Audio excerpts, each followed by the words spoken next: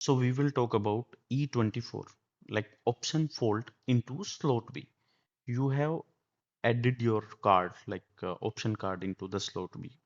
So normally this issue occurs when there is an issue with the option card. Okay, so into your B option card there is an issue, so you can check that like it is mounted properly.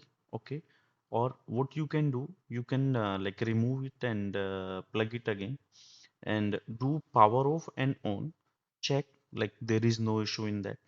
And second, what you can do, you can replace another card and then you can check like there is no issue into another card.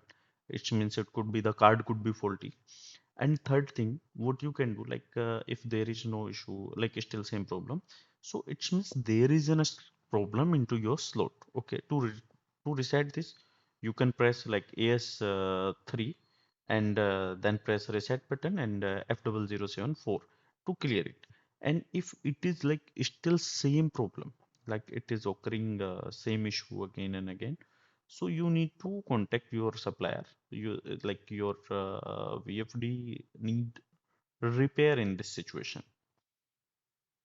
If your problem is still not resolved, you can write a mail to us. I will help you to resolve your issue.